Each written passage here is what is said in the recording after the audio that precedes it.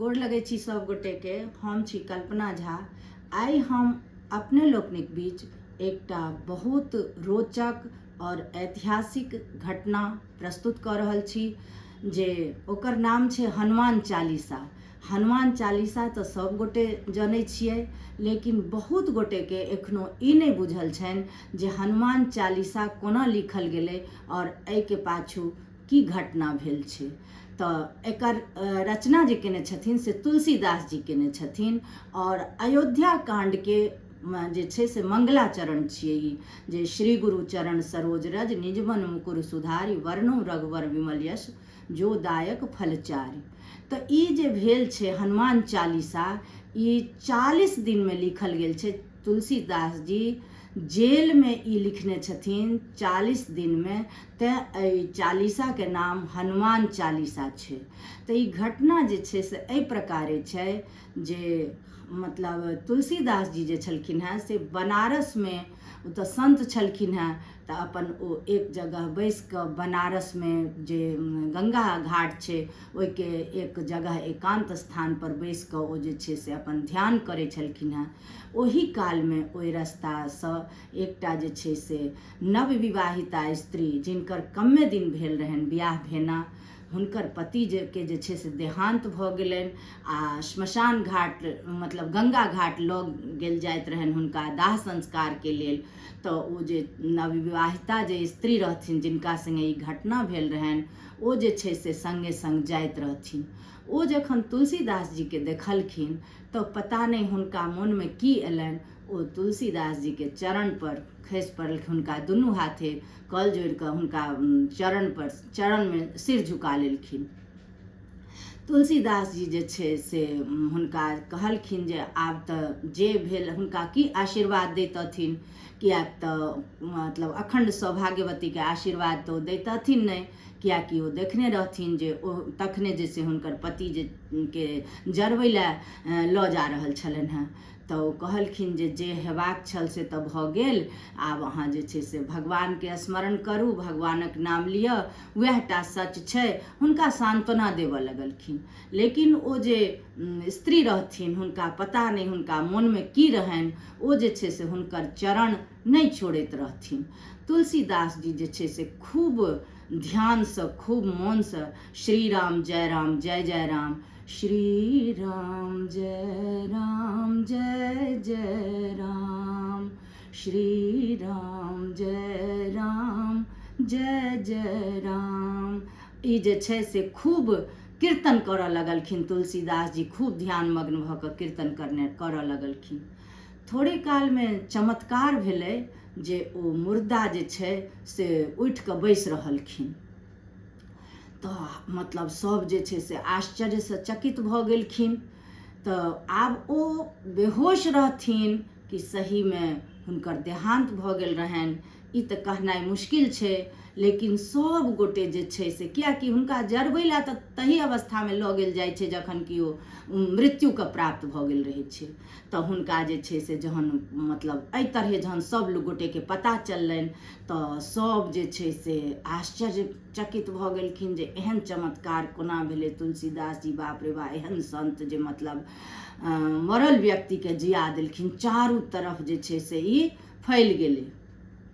ई जे छै से चारू तरह लोक में कानो कान जे छै से मतलब खबर पहुँच गेलै जे बाप रे बा, एहन महान संत छथिन जे मतलब मृत्युके जे प्राप्त भऽ गेल छलैया तकरो जिंदा कऽ देलखिन, हिनका में एहन शक्ति छनि। ई बात जे छै ओहि समय में अकबर रहे, फतेहपुर सिकरी में वो जे छै से अकबर राजा रहे। अकबर के मतलब जे छै ई सूचना भेट गेलनि। तऽ अकबर के जे छै से अकबर के सेहो बहुत आश्चर्य लगलै, चूँकि ओ राजा रहथि अकबर। तऽ अकबर जे छै से अपन सैनिक सबका ई हुनका जे छै से खबर के पहुँचेलखिन। तऽ टोडरमल रहथिन, हुनका राज्य के मंत्री रहथिन ओहि समय में। तऽ टोडरमल जे छै से हुनका ई सूचना देलखिन जे तुलसीदास जे छै से एहन चमत्कार केलखिन हेँ। तऽ मतलब अकबर के बहुत उत्सुकता भेलै। अकबर जे छै से अपना सिपाही के भेजलकनि जे तुलसीदास जी के बजा कऽ लाउ, जे ओ एहन चमत्कारी छथि, तऽ मतलब हमहूँ सब किछु हुनकासँ हुनकर चमत्कार देखी। तो तुलसीदास जी के जे छे से अकबर के सिपाही गेलन बजबै ला। तुलसीदास जी के कहलकन जे अहाँ के जे छे से अकबर याद केलन है। तो तुलसीदास तो संत छलखिन हैं, तो वो कहलखिन जे ओहिठाम तो राजा प्रजा के काज होइ छे, तो ओहिठाम हमर कोन काज छे। हम मतलब हुनका कह के जे लहजा रहे, सिपाही के जे कह के लहजा रहे से ठीक नहीं रहे, थोड़े घमंड में वो हुनका जे छे से कहने रहन। तो संत रहथिन, वो कहलखिन जे ठीक छे, हम ओहि रस्ते जाइत रहब कखनो, तो हम जे छे से हुनका से भेंट कऽ लेबनि। लेकिन मतलब ओहि काल में वो अपन भजन में मस्त रहलथि। ई बात जे छे से सिपाही जहन कहत गेलन अकबर के, तो अकबर के बहुत तामस उठले जे मतलब एकटा राजा के बात के से की कहे छे, राजा के बात के तिरस्कार केलथि। तो मतलब की कहे छे ओकरा अकबर के बहुत क्रोध उठले। तो अकबर जे छे से अपन सिपाही सबके भेज कऽ कहलखिन जे सबसँ जे मतलब खराब वाला जेल होय, सबसँ जे खतरनाक जेल होय, ताहिमे हुनका जे छे से बंदी बना लेला कहलकन तुलसीदास जी के। तुलसीदास जी के पकड़ के लऽ आनल गेलन। तुलसीदास जी अपन के जेल में बंद कऽ देल गेलन, खतरनाक वाला जेल में। लेकिन कहल गेल छै जे निंदन्तु नीति निपुणा यदि वा स्तुवन्तु लक्ष्मी समाविशतु गच्छतु वा यथेष्टम अद्यैव वा मरणमस्तु युगान्तरे वा न्यायात् पथः प्रविचलन्ति पदम न धीरा।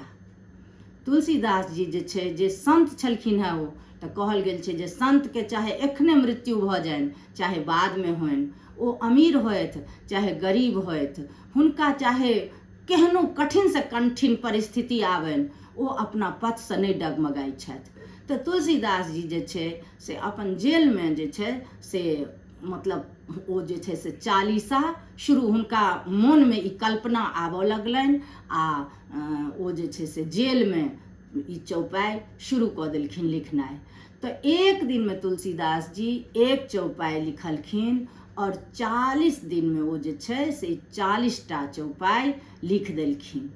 जखन 40वां दिन रहन तुलसीदास जी के, तो की घटना भेलै जे चारों तरफ बंदर के ततेक उत्पात मच गेलै ओहिठाम जे ओहि राज्य में ओ अस्त व्यस्त लोक के जे छे से खतरा पहुँचाबऽ लगलै, लोक के मारऽ लगलै, मतलब जे छे से जतऽ ततऽ ओ जे छे से उधम मचाबऽ लगलै। ततेक बंदर भऽ गेलै, ततेक बंदर भऽ गेलै जे अनगिनत भऽ गेलै, लोक के सम्हालनाइ मुश्किल पड़ि गेलै।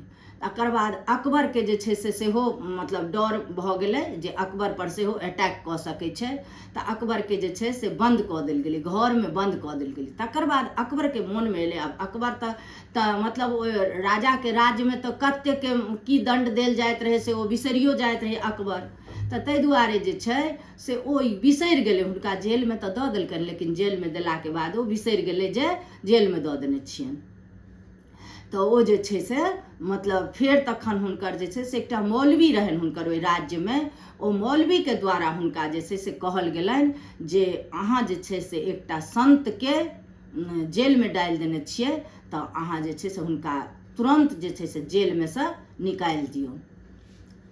जखन हुनका खोले ला गेलनि जेल में से, जहन हुनका निकाले ला गेलनि, तो मतलब की कहे छे तुलसीदास जी के अकबर जे छे से तुलसीदास जी से क्षमा मंगलखिन जे हमरा से बहुत पैघ भूल भऽ गेल, अहाँ हमरा क्षमा कऽ दिअ।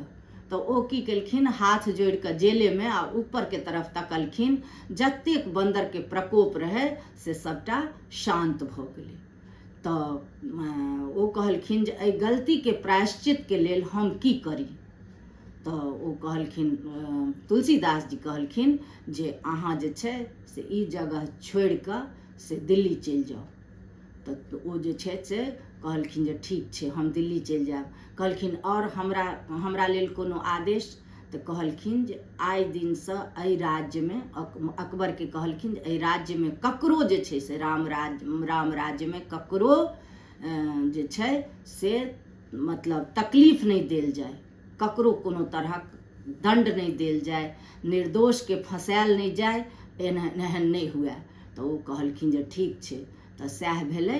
तो हुनका जे ओ जे छे से अकबर ओहिठाम से दिल्ली चलि आयल और तुलसीदास जी के जेल से निकालि देल गेलनि। तो संत के यह महिमा छे। और ओही दिन से ई जे छे से हनुमान चालीसा के नाम देल गेलै और मतलब 40 दिन में ई जेल में जे 40 दिन हुनका राखल गेलनि आ जेल में जो एक एक दिन में एक एकटा चौपाई लिखलखिन ते एकर नाम जे छै से मतलब हनुमान चालीसा देल गेलनि। वो तुलसीदास जी के ई रचना के नाम देल गेलनि हनुमान चालीसा। तऽ यह जे छै से घटना छल। आशा करै छी जे सब गोटे के खूब नीक लागल हैत। एकरा बेसी से बेसी अपने लोकनि शेयर करबै, जे जिनका बुझल हेतनि तिनका तऽ बुझले हेतनि, जिनका नहीं बुझल हेतनि तिनको ई जानकारी प्राप्त होनि और हमर उत्साह बढ़ै।